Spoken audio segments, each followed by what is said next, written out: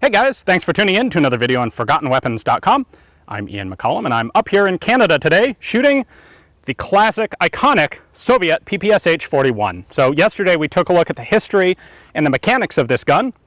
Not that there's a whole lot of mechanics going on the inside, but today we're out here at the range and we're going to do some shooting. Now, as we discussed yesterday, these use two different styles of magazines. They had a 71 round drum, which was basically copied from the Finnish Suomi KP-31, and they also had a 35 round stick magazine. So I'm going to be using stick magazines today because the drums are notoriously unreliable.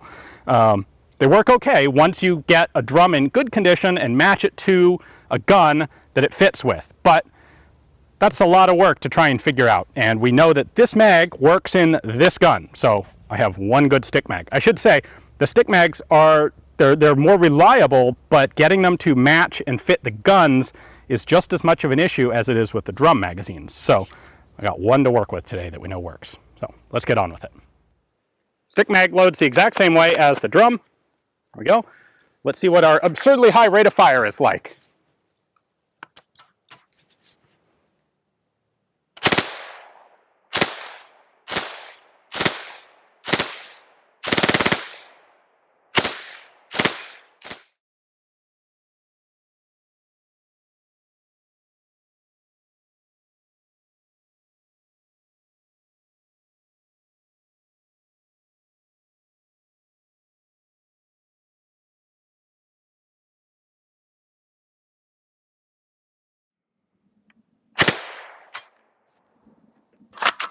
And we're out.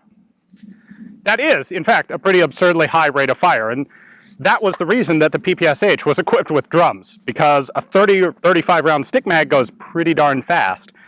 What's interesting is if you look at the German MP40 and its 32 round stick mag and its relatively low rate of fire, 550, 600 rounds per minute, compared to the PPSh-41 with its 71 round drum, double the capacity, but it's also basically double the rate of fire.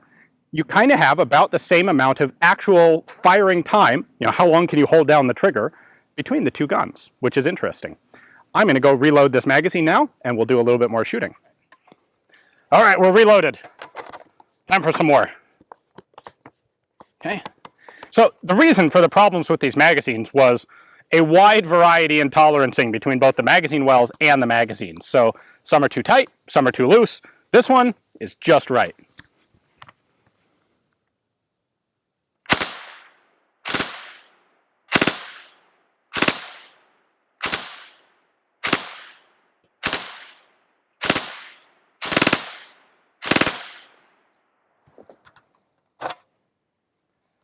All right, so what we have going on with this is a really high rate of fire, obviously.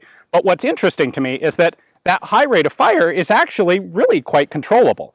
I think what happens is you kind of have this bell curve of, well, actually it would be a reversed bell curve. It would be a parabola of rates of fire versus controllability. And when the rate of fire is very low, something like the US M3 grease gun, the gun's really easy to shoot well because you actually have enough time to bring the gun smoothly onto target between each round.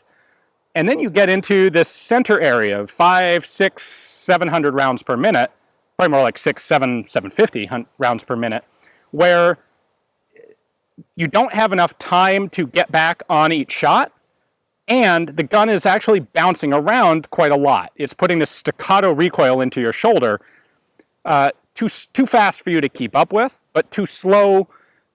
It's not like a continuous hose, not a continuous pressure.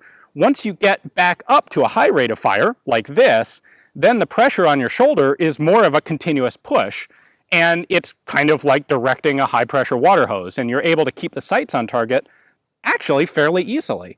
So the MP40 was just low enough rate of fire to be quite controllable. This is a high enough rate of fire to be quite controllable. The PPSh-43 is actually in this kind of middle ground where it's harder to shoot it really well.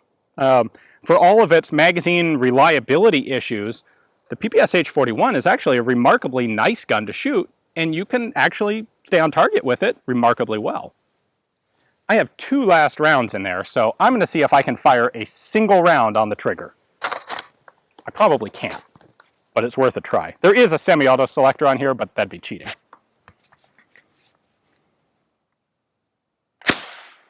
Oh yeah. I didn't hit, but I was able to get one round off the trigger. Cool.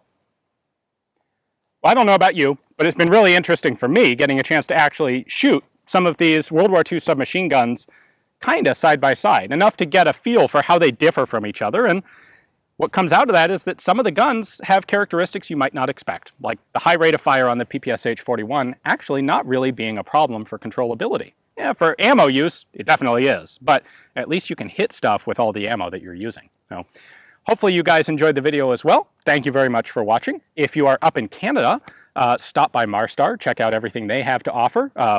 Big thanks from me, for having a chance to take out their PPSh-41. And of course, thank you to all the fine folks on Patreon who made it possible for me to travel up here.